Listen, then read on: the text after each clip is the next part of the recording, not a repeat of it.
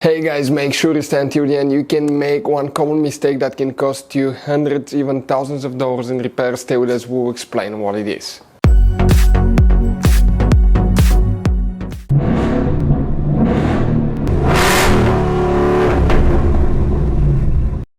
Hey guys, welcome back to Free Car Repair. Thank you guys for watching and subscribing to the channel. Today will be super helpful video to any of you having a Toyota Corolla, that generation right here from year 2013 to year 2019. If you have one of those, if you need to find guys why the traction control light is on, what often causes that, what we see here at the garage most often, where we can buy cheap parts and tools, that way do not waste money and time, why it's always a good idea to test fuses and relays. All that guys will be covered absolutely free for your convenience. Make sure to stay until the end.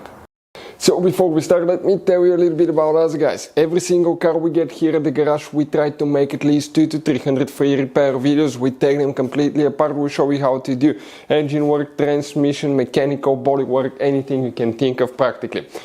On this channel specifically, we'll be making at least 150 to 200 videos about that Toyota Corolla, that generation guys. If you have one of those, we'll be making a video for every single fuse, every single relay. Let's say you're in the middle of nowhere, your car does not want to start, you find out that the fuel pump is bad, you're not getting fuel, you can just search for fuel pump relay, fuel pump fuse really quickly, watch the video, spend a minute or two, replace it, you're back on the road, because the writings on the fuse boxes are very vague and most people will not even know what they mean. So we'll be making videos about every possible fuse and relay in that Toyota Corolla. So let's start on it now. So if traction control light is on, what you need to check guys, first we'll start by checking 5 different fuses in 2 different fuse boxes that control the traction control system. Then we will explain what else can cause the traction control light to be on. First you need to open the hood. Once you open the hood, if you look here on the driver's side, you have a fuse box under that cover. Open it and you'll find a fuse box with a layout that will look like this one. Before we guys continue, let's explain quickly why it's always a good idea to test fuses and relays.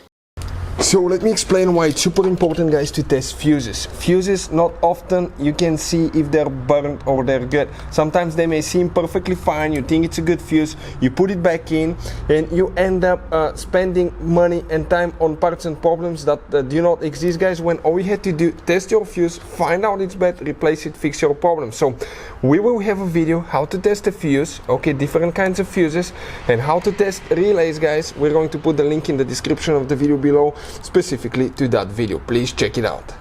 So here is what we will need to check. Multiple things. Specifically, okay, we have to check 3 fuses for the traction control system. Then we need to go on the inside, check another fuse box and check 2 more. And for any of you that need to buy any fuses, relays, parts, tools at a good price, quick shipping, that way do not waste money and time, we'll put a link in the description of the video below. Check it out, you can save quite a bit of money guys. And here if we zoom in a little bit, here we will need to check fuse number 17 right here. You may have fuse number 22 right there, and most likely we have fuse number 26, that's for the traction control module and the ABS pump.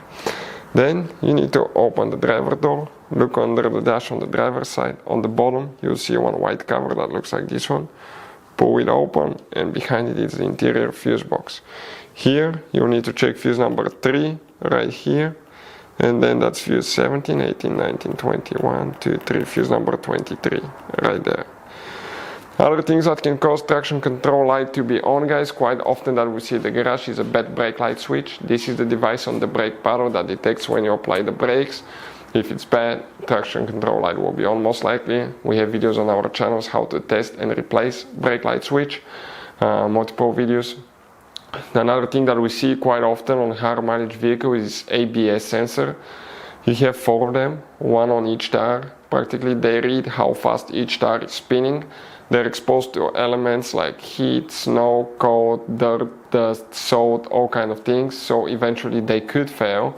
We replaced multiple ones in our career here at the shop, but if you want to see how to replace ABS sensor or how to test ABS sensors, we have videos on our channel how to do that. Next that we see quite often could be steering angle sensor. The steering angle sensor detects how much you turn the steering wheel. Traction control needs to know all that. So every time you do alignment, suspension replacement, you need to calibrate the steering angle sensor. because otherwise it may not work correctly, or it could be just a bad sensor too. If you want to see how to calibrate steering angle sensor, we have a video on our channel how to do that. Now, something else, it could be multiple things. ABS module, that's bad. That's also known as traction control module. It could be bad valve body for the traction control, bad pump, bad acceleration sensor, but in order to find out, you have to scan the system and see what code it gives you. Hopefully the video will be helpful. Thank you for watching. See you guys next time.